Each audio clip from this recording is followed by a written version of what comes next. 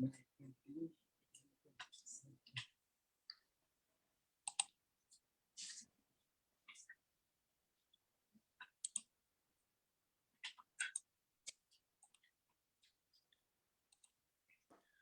Assalamualaikum dan selamat tengah hari.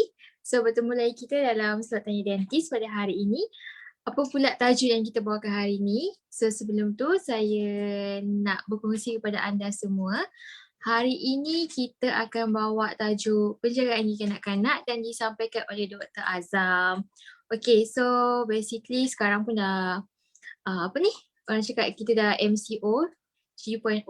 So mungkin lagi ibu bapa banyak luangkan masa dengan anak-anak. Mungkin ini adalah satu cara yang ibu bapa boleh isi untuk macam mana kita nak tingkatkan lagi penjagaan gigi anak-anak semasa di rumah. Okay, sebelum tu saya nak perkenalkan dulu doktor kita pada hari ini. Hai Dr. Azam. Hai, Assalamualaikum Huda. Hai, doktor kat mana hari ni? Okay, so hari ini saya bertugas di My Dental Care Puchong, di Puchong Utama. Di Puchong Utama. Okey, untuk pengetahuan anda, kita ada branch dekat Puchong Utama. Dia punya landmark senang je. Apa? Yonbik Puchong Utama. Yonbik Puchong Mall. So kalau orang yang berdekatan Puchong yang tengah tengok kita orang punya live ni, nak cari klinik gigi My Dental Care, boleh ke sana. Okey, kita teruskan lagi dengan kita tajuk pada hari ini, iaitu penjagaan gigi kanak-kanak. So kita persilakan Dr. Azam untuk berkongsi kepada kita 1, 2, 3 tips macam mana nak menjaga gigi kanak-kanak, terutamanya untuk ibu bapa yang sedang berada di rumah. Silakan doktor. Okey. Assalamualaikum warahmatullahi wabarakatuh. Okey, bismillahirrahmanirrahim.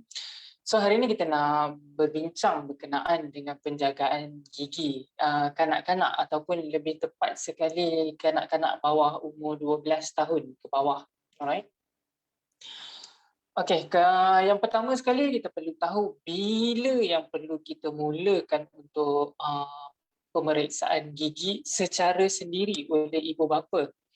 Alright, so basically kanak-kanak sebaik saja dia lahir, kita harus menjaga dia punya kebersihan mulut. Ini kerana apa-apa jangkitan yang bermula daripada mulut adalah sangat senang untuk berjangkit di dalam badan atau memasuki ke dalam badan. Ini kerana hanya mulut saja line of defense yang ada sekiranya sumber yang infection tersebut adalah datang daripada makanan.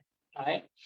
So apabila bayi tersebut lahir sahaja dan mula menyusu, jadi penjagaan kanak-kanak tersebut yang pertama sekali adalah kita kena memastikan mulut sentiasa bersih. Jadi macam mana kita nak bersihkan mulut kanak-kanak yang baru lahir? Alright, jadi kita ambil saja kain bersih dan basahkan sedikit. Kemudian kita lap semua gusi bayi tersebut dan juga kita lap lidah kanak-kanak tersebut bagi membuang sisa-sisa susu daripada melekat di lidah bayi tersebut. Alright. Sekiranya kita tidak membersihkan sisa susu tersebut, ini lama kelamaan akan menyebabkan ada selaput ataupun sisa yang tebal di atas lidah kanak-kanak tersebut dan kemudian akan menyebabkan berlaku jangkitan pada environment mulut kanak-kanak tersebut disebabkan meningkatnya acidity ataupun rendahnya pH value di dalam mulut kanak-kanak ataupun bayi tersebut. Alright. Kemudian apabila meningkatnya usia bayi tersebut kepada 6 bulan secara amnya, di mana umur 6 bulan ini akan bermulanya gigi pertama sekali tumbuh bagi kanak-kanak, bahagian depan, bawah, kebiasaannya kadang-kadang ada yang bermula pada atas. Apabila bermula sahaja gigi kanak-kanak tersebut tumbuh, jadi kita boleh mula memberus gigi kanak-kanak tersebut. Alright. So yang pertama sekali gigi kanak-kanak tersebut perlu diberus menggunakan berus gigi. Tak kisah sama ada menggunakan berus gigi silikon ataupun berus gigi yang dijual di kedai yang mempunyai tangkai. Berus gigi silikon kebiasaannya dijual hanya dengan menyarum kepada jari, akan tetapi berus gigi yang kebiasaan dijual pada market adalah yang mempunyai batang. Alright, mana-mana berus gigi pun boleh digunakan selagi mana saiznya kecil dan mudah untuk digunakan pada kanak-kanak umur berikutlah. Okay. Kemudian berus gigi adalah tanpa menggunakan ubat gigi terlebih dahulu. Ini kerana kanak-kanak tersebut tidak mampu ataupun tidak boleh menerima arahan untuk meludah lagi. Jadi kita tak nak ada apa-apa ubat gigi yang kanak-kanak tersebut tertelan. Ini disebabkan sistem penghadaman ataupun organ dalaman pada kanak-kanak tersebut masih belum matang lagi. Alright. Kemudian pada umur 6 bulan ataupun sebaik sahaja tumbuh gigi yang pertama kanak-kanak tersebut, boleh terus bawa kanak-kanak tersebut untuk pemeriksaan gigi yang pertama bagi kanak-kanak tersebut. Right? Ini bagi memastikan tiada masalah pada gigi susu yang tumbuh, dan ini juga memberi satu investment untuk kanak-kanak tersebut supaya gigi beliau dapat dijaga dengan sempurna sehingga gigi kekal tumbuh. Okay. Jadi dekat sini kita nak kongsikan beberapa teknik yang kita boleh lakukan apabila kita memberus gigi pada kanak-kanak, terutama sekali kanak-kanak yang tidak boleh berdiri ataupun kanak-kanak yang memang tidak boleh duduk diam. Alright. Apa yang kita boleh lakukan sekiranya kita berseorangan sahaja, alright, kita boleh memberus gigi secara berbaring. Alright. So, seperti yang kita boleh lihat sebentar lagi, kita akan sharekan di skrin. Alright.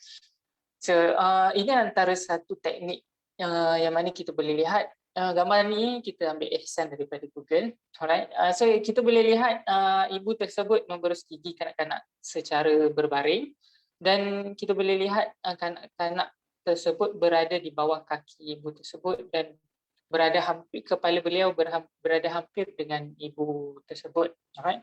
Dan kita harus memastikan kita memberus daripada belakang kanak-kanak. Ini kerana ada dua sebab utama yang mana kenapa kita berus daripada belakang. Ini kerana posisi kepala kita dan posisi kepala kanak-kanak tersebut adalah lebih hampir apabila kita melakukan daripada belakang. Ini memberikan lebih banyak penglihatan yang kita boleh nampak pada kanak-kanak tersebut. Yang kedua adalah kita lebih senang untuk mengawal pergerakan apabila ianya berada hampir dengan kita berbanding dengan pergerakan yang menjauhi daripada kita. Alright, ini bagi mengelakkan daripada kita termasuk berus gigi terlalu dalam kepada mulut kanak-kanak tersebut. Alright.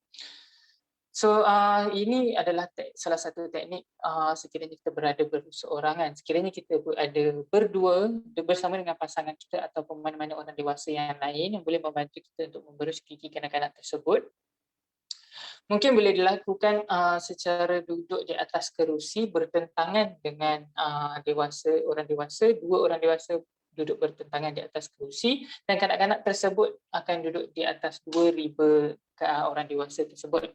Yang mana salah seorang orang dewasa ini akan memegang kanak-kanak tersebut dan seorang lagi akan memberus gigi. Alright. Kemudian apabila kanak-kanak tersebut sudah lebih membesar, sudah lebih besar ataupun sudah boleh menerima arahan kita, ataupun kanak-kanak tersebut sudah boleh berdiri dengan sendiri dan boleh menerima arahan kita boleh melakukan teknik berdiri pula. Alright. Kebiasaannya teknik berdiri ini apabila kanak-kanak tersebut sudah boleh terima ataupun sudah tahu apabila waktu tersebut adalah untuk waktu memberus gigi seperti yang kita boleh lihat pada slide yang seterusnya. Alright. Seperti yang kita boleh nampak dalam gambar ni, posisi kita adalah mesti di belakang kanak-kanak tersebut. Alright. Dan seboleh-bolehnya di hadapan kanak-kanak tersebut mempunyai cermin bagi kanak-kanak tersebut boleh melihat pergerakan kita ataupun perbuatan yang kita nak lakukan pada dia. Ini seperti yang kita tahu, kanak-kanak kebiasaannya dia belajar daripada apa yang dia nampak.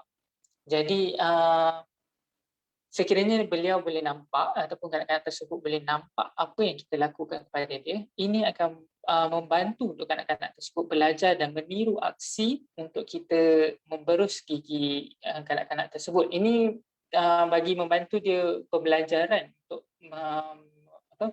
untuk beliau belajar untuk memberus gigi sendiri. Okey, jadi kalau boleh seboleh-bolehnya pastikan kita berus gigi kanak-kanak tersebut di hadapan cermin. Alright.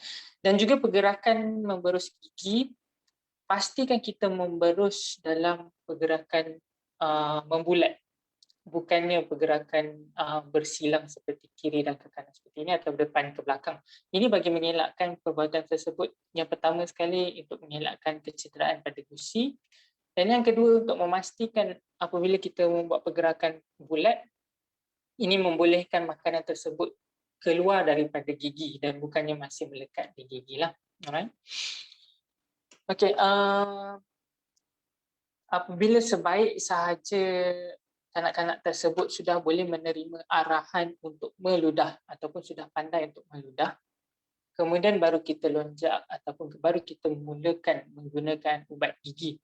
Ataupun sekiranya sudah menerima nasihat daripada doktor gigi untuk menggunakan ubat gigi berfluorida ataupun mana-mana ubat gigi sekalipun, perlu untuk kita tahu pula amount berapa banyak yang kita nak gunakan untuk pada berus gigi kanak-kanak tersebut. Right? So untuk kanak-kanak di bawah 6 tahun adalah kita menyarankan untuk menggunakan terutama sekali kanak-kanak yang menggunakan ubat gigi berfluorida, untuk kita hanya mencalit sahaja ubat gigi tersebut di atas permukaan berus gigi, alright, ataupun kita kira sebagai sebesar sebutir beras. Okay. Ini untuk bagi kita mengawal jumlah ubat fluorida yang masuk ke dalam mulut kanak-kanak tersebut. Ini kerana jumlah fluorida yang sesuai untuk kanak-kanak tersebut dapat membantu menguatkan gigi kanak-kanak, tapi sekiranya terlalu banyak fluorida yang masuk ke dalam gigi kanak-kanak tersebut mungkin boleh mengganggu pertumbuhan gigi kekal kanak-kanak tersebut. Alright. Apabila sebaik saja kanak-kanak tersebut boleh sudah lebih pada 6 tahun, sudah mula tumbuh gigi kekal, kita akan tambah amount ubat gigi seperti yang kita boleh nampak dalam gambar ni adalah sebesar kacang pis. Alright. Apabila sudah mula tumbuhnya gigi kekal, jadi amount fluorida yang perlu untuk kanak-kanak tersebut mungkin lebih bagi ini kerana kebiasaannya pada umur tersebut kanak-kanak akan mengambil makanan yang lebih tinggi daripada sebelum ini. Okay. Terutama sekali mungkin makanan yang mengandungi gula atau karbohidrat yang tinggi. Okay. Jadi perlu juga kita tingkatkan amount ubat gigi bagi membantu untuk menstabilkan semula pH pada keadaan mulut gigi kanak-kanak tersebut bagi mengelakkan berlakunya kerosakan pada gigi kanak-kanak tersebut. So untuk ubat gigi, sebenarnya untuk ubat gigi dewasa pun tidak perlu untuk kita letak sebanyak mungkin. Sebenarnya hanya pada hujung ubat gigi tersebut hampir serupa dengan saiz gigi kanak-kanak, saiz ubat gigi bagi kanak-kanak, tapi lebih besar sedikit. Ini untuk mengelakkan terlalu banyak buih berlaku pada mulut dan juga memberi lebih keselesaan pada kita untuk memberus gigi. Alright. Jadi kebiasaannya berapa kerak yang perlu untuk kita bawa kanak-kanak ke klinik gigi, kebiasaannya kita sarankan 6 bulan sekali ataupun sekiranya perlu adalah 3 bulan sekali, bergantung kepada kesesuaian keadaan gigi kanak-kanak tersebut. Kebiasaannya ini akan dinasihatkan oleh doktor gigi tersebut. Right? So itu saja setakat ini. So ada apa-apa lagi soalan pada Huda sendiri?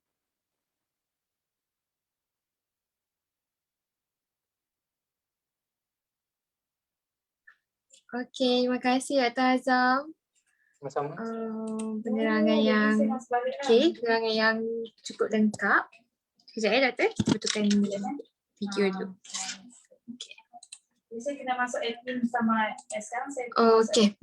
So Doktor, ada beberapa soalan lah. Maksudnya selalunya kita orang akan dapat soalan, patient tanya, anak anak saya dah tumbuh 1-2 gigi macam tu, so patut ke datang jumpa dentist. Lepas tu boleh tahu ke buat sapuan Florida macam doktor cakap tadi kan, ubat gigi tak semestinya terus boleh guna masa anak dah tumbuh gigi. So macam mana pula dengan sapuan Florida tu doktor? Sebab sapuan Florida tu kan one of treatment yang untuk jaga gigi anak-anak kan.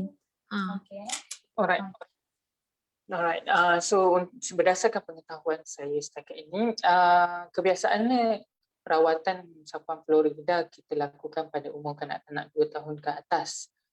Tetapi dia juga bergantung kepada keadaan di kanak-kanak tersebut. Sekiranya gigi kanak-kanak tersebut lebih awal mengalami kerosakan gigi, yang biasanya disebabkan kanak-kanak tersebut menggunakan botol susu dengan pada tempoh yang sangat lama, terutama sekali sekiranya kanak-kanak tersebut tertidur sekali dengan botol susu, yang boleh meningkatkan risiko karies gigi pada kanak-kanak. Mungkin kita boleh consider untuk melakukan rawatan Florida lebih awal daripada umur tersebut. Tapi lebih baik untuk kita datang seawal umur 6 bulan ataupun sebaik sahaja tumbuh gigi kanak-kanak tersebut supaya kita boleh keep track macam mana dia punya habit pemakanan dia dan juga habit dari segi kebersihan mulut dia sendiri juga. Okey doktor, okey ada satu soalan lagi doktor. Ni pula tanya mengenai macam bila gigi anak dah start tumbuh. Maksudnya macam sebab ada yang tanya gigi nak start tumbuh, so anak pun rasa macam tak selesa apa-apa semua kan, rasa macam nak meragam. Yang tu kena jumpa doktor gigi ke apa cara macam kita nak apa kita nak buat kat rumah? Ibu bapa sendiri, terutamanya ibu-ibu muda kan, yang tak tahu nak buat apa. So apa doktor punya nasihat? Alright. So yang pertama sekali, apabila gigi susu tumbuh, terutama sekali gigi belakang kebiasaannya, memang ada setengah kanak-kanak dia akan berlaku sedikit demam ataupun sakit yang kanak-kanak tersebut dapat rasa. Alright, jadi kanak-kanak tersebut boleh mengambil ubat paracetamol ataupun Panadol dalam bentuk sirap. Tapi dos dia perlu dikawal dan mungkin boleh dapatkan nasihat sama ada nasihat doktor ataupun nasihat farmasis sendiri bagi mengetahui jumlah dos untuk kanak-kanak tersebut. Itu bagi meredakan kesakitan ataupun demam yang berlaku sekiranya kanak-kanak tersebut mempunyai kesakitan apabila mahu tumbuh gigi susu. Alright.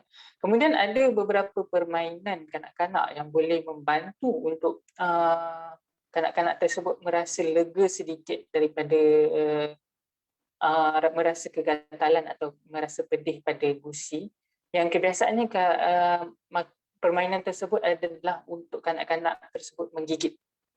Alright, so basically permainan itu memang membantu untuk kanak-kanak tersebut bagi melegakan sakit satu dan juga membantu untuk gigi tersebut tumbuh bagi kanak-kanak tersebut supaya lebih kurang rasa ketidakselesaan.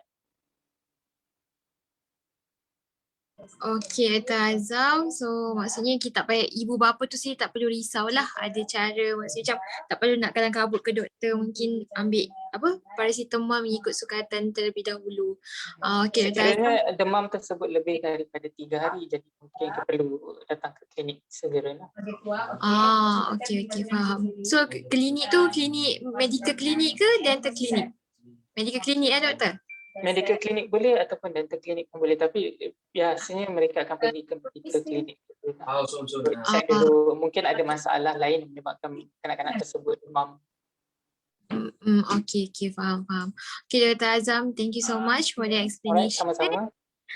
Okay, kepada anda semua sudah dengar macam mana perkongsian daripada Dr. Azam, macam mana nak jaga gigi, macam mana nak jaga gigi anak.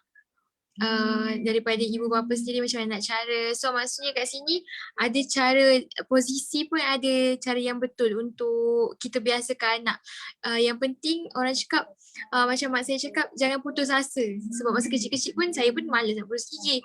Cuma apa nama dia? Cuma kita kena biasakan anak tu, so anak tu tahu bila dia nak masa nak berus gigi. So lama-lama dia pun dah kebiasaan. So thank you so much Dr. Azam untuk hari ini.